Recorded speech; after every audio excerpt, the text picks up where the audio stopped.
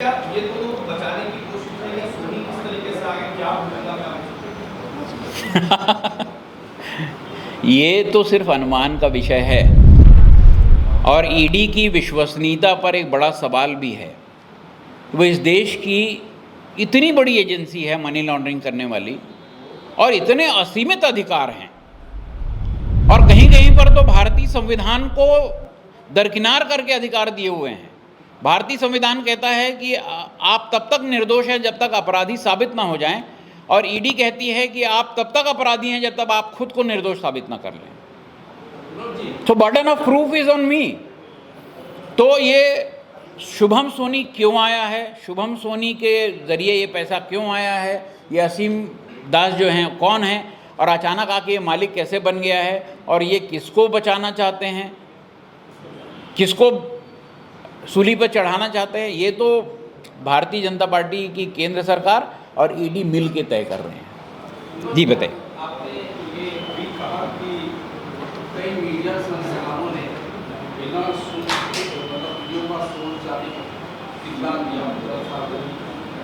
क्या आप मीडिया संस्थानों को टारगेट करके कोई कार्रवाई करने पड़ेगी?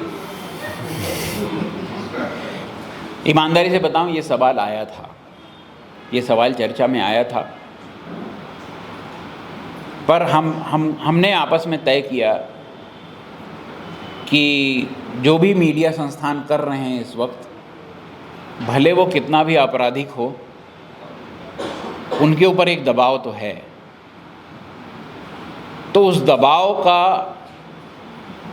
मैं नाजायज़ फ़ायदा उठा लूँ और आपके ऊपर मुकदमा कर दूँ, ये ठीक नहीं होगा। एक राजनीतिक दल के नाते ठीक नहीं होगा। इसलिए हमने फैसला किया कि हम ये उनके विवेक पर छोड़ देते हैं, ये उनकी पत्रकारिता पर, उनकी निष्पक्षता पर, उनकी ईमानदारी पर छोड़ देते हैं कि वो क्या करेंगे।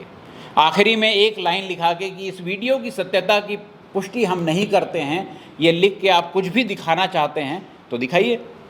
ये आप अपने भीतर जब झांकेंगे, अपनी पत्रकारिता को झांकेंगे, आपका संस्थान जब झांकेगा तो पाएगा कि वो क्या कर रहा था, पत्रकारिता कर रहा था कि कुछ और कर रहा था।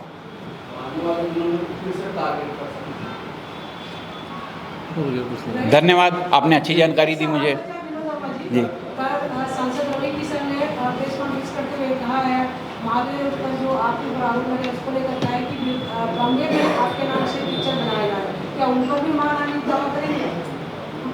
मेरी जानकारी में नहीं है, मेरी जानकारी में नहीं है। दूसरा, ये आप इसको समझिए ना कि भारतीय जनता पार्टी के पास कोई दस्तावेज नहीं है, सिर्फ प्रेस रिलीज है।